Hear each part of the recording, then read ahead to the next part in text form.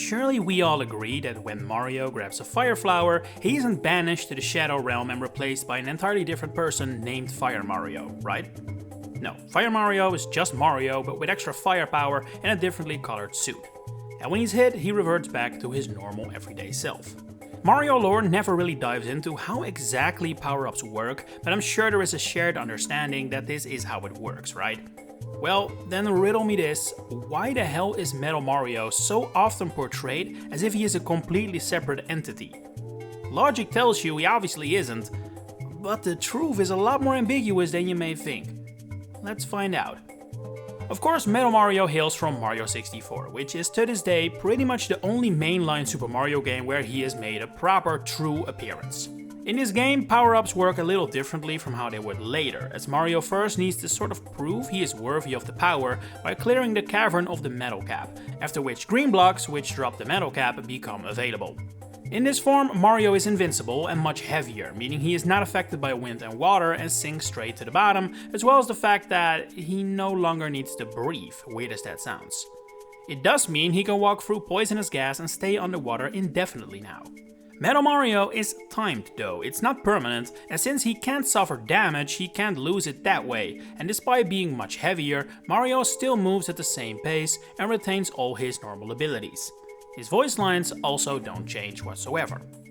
Now, you may be thinking, okay, nice trivia, but what does it matter? And the answer to that is, well, these are the properties of a transformed Metal Mario. We know this is what Metal Mario is when only used as a power-up. We see him don the cap and transform, then revert back to normal afterwards, and because this is the only mainline game that features Metal Mario in this form, it goes without saying that what Super Mario 64 outlines for the character is fact. In Mario Odyssey, Metal Mario returns as a costume, but I don't think I need to explain why that really can be considered the same, and in Mario Wonder, the level High Voltage Gauntlet gives every playable character a form that is technically metal, but functions quite differently from this established one. Not only is it merely a metal coating of sorts, it doesn't turn the character fully metallic grey like the classic does, it's also now a Wonder effect, which is distinctly different from a power-up as seen in literally the same game. Even Super Mario 64 DS doesn't feature Metal Mario, as now the Metal power-up is Wario exclusive, although this form does appear to be the same thing as what Metal Mario is, just for a different character. But okay, we have now established what the transformation Metal Mario looks and functions like. How does that compare to the form's many later appearances?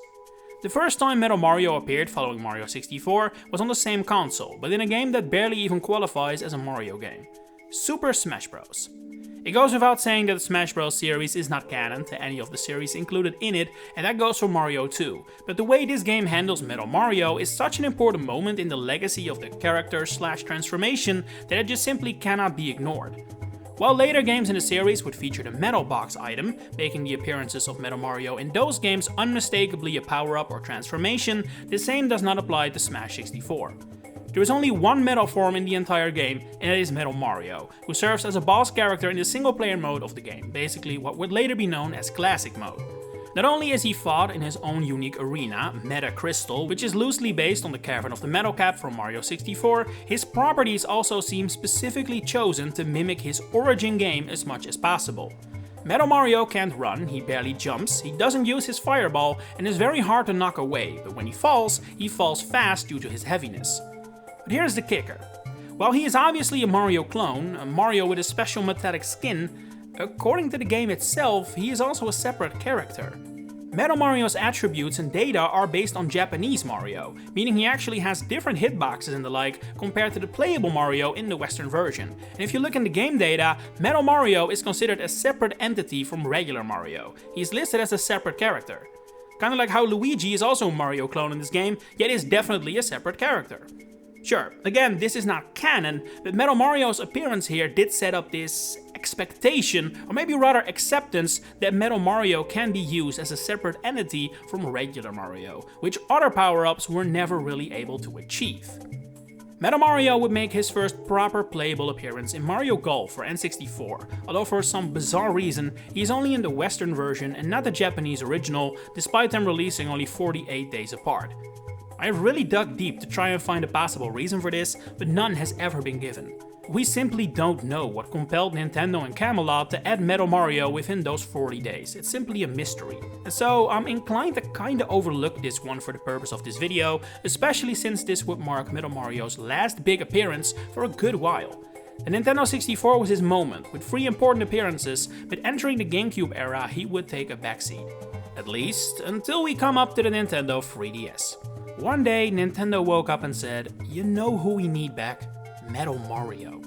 Mario Kart 7, Mario Tennis Open, Puzzle & Dragons Super Mario Bros. Edition, Mario Sports Superstars, Mario Kart 8, Mario Kart Arcade GP DX, and Mario Kart Tour.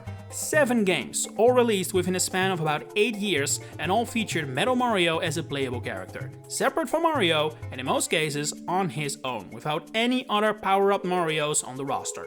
Mario Kart 7 newly introduces a voice filter for Metal Mario, which makes him sound distinctly different from regular Mario and other transformations, and his profile for this game describes him as Mario's very heavy rival, as if it isn't Mario himself.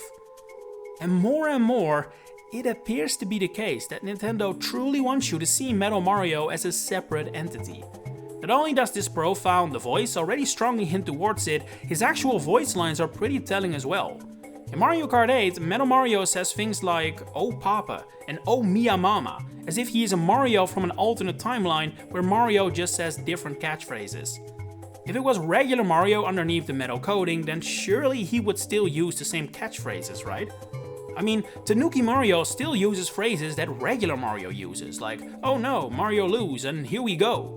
Ignoring the obvious inconsistency that Mario can race against Tanuki Mario in the same race, we have no reason to think this transformation isn't Mario.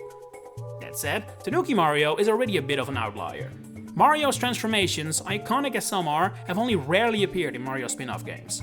Like, you'd think Fire Mario would be there more often, right? So then why is Metal Mario so prevalent? Well, out of universe, so from a development perspective, Metal Mario is easily the most convenient character to add. All Mario transformations are relatively easy, especially the ones that are just color swaps, but Metal Mario is in a league of its own. All you need to do is cover Mario in a metal texture and you're done. It's super easy. You can do it in 40 days, no questions asked. But when looking at this from an in-universe perspective, it also checks out, especially if you go with the understanding that Metal Mario is a separate character, as the profile, the voice lines, the ever so slightly cooler behavior, and the actual voice do seem to suggest. And don't forget, Metal Mario the transformation doesn't line up with Metal Mario the playable character. In Mario 64, Metal Mario sounds identical to regular Mario. The power-up works under a timer, it isn't permanent, and his moves are identical to regular Mario.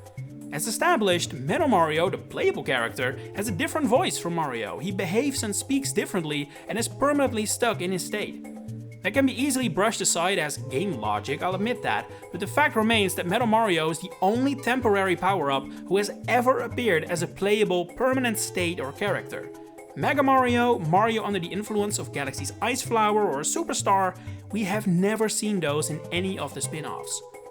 Sure, Mario transformations becoming playable is rare, but it's not unheard of, and it's so far only happened with either unlimited transformations, so not on a timer, or Metal Mario. Viewing it from an in-universe perspective, that is worthwhile. The same goes for the fact that in Mario 64, Metal Mario is just as fast and athletic as regular Mario, while in all these spin-offs he is significantly slower than Mario, which is especially obvious in the 3DS sports games, where he is actually one of the slowest characters in the game, alongside Pink Gold Peach. And yeah, that is probably something we should acknowledge, Peach's own metal version, sort of, Pink Gold Peach, introduced in Mario Kart 8. Quite unpopular this one, sure, but for the purpose of this video, she is actually further strong evidence. Because unlike Metal Mario, Pink Gold Peach is nearly certainly a transformation of Peach. Her description for Mario Kart 8 and Tour describes her less as a separate entity and more so as a decision Peach made, calling her a metal look and a variant of the leading lady, which is a little ambiguous, I admit, but it's a far cry from the weird word choice used for Metal Mario. Furthermore, Pink Gold Peach's voice lines are perfectly in character for Peach, to the point Pink Gold Peach even calls herself Peach in some lines, which Metal Mario does not do at all. He calls himself Metal Mario at all times. Looking at all this mounting evidence, I think a clear pattern is being established. The Metal Mario that suddenly resurfaced during the 2010s, he's a separate character from regular Mario, he's not a transformation. How that is possible, how it works, that is something we can only speculate about. I guess a Mario from an alternate timeline where he is always coated in metal makes the most sense, but when that is the theory that makes the most sense, there are truly no hints towards an actual answer. And at this point, you can wonder whether we even need it anymore. Metal Mario's career as a Mario character, so to speak, has been pretty much non-existent except for 2 crazy spells. One on the Nintendo 64, which made sense, he was brand new, and one strange one during the mid-2010s, mostly focused on the 3DS and a bit of the Wii U. But he is yet to feature on the Switch or Switch 2, not counting Mario Kart 8 Deluxe for obvious reasons, as a separate playable character. We now only have Mario Odyssey, where he's a cameo, a costume, and Mario Wonder as well as Mario Tennis Fever, where Mario can become a metallic form of himself, making very clear that this is a transformation here, not a separate being. But that doesn't change my thoughts. The Metal Mario that had his moment, he was a separate person. What do you think of this strange Metal Mario conundrum? And if he is a separate character, what are your theories regarding his origin? Share it in the comments below. If you enjoyed this video, please consider giving it a like and subscribing. If you're also interested in either the Pokemon or Fire Emblem series, you may want to check out my other channels, Piantapedia and Nagapedia. Links are in the description. For now, thanks for watching and enjoy the rest of your day.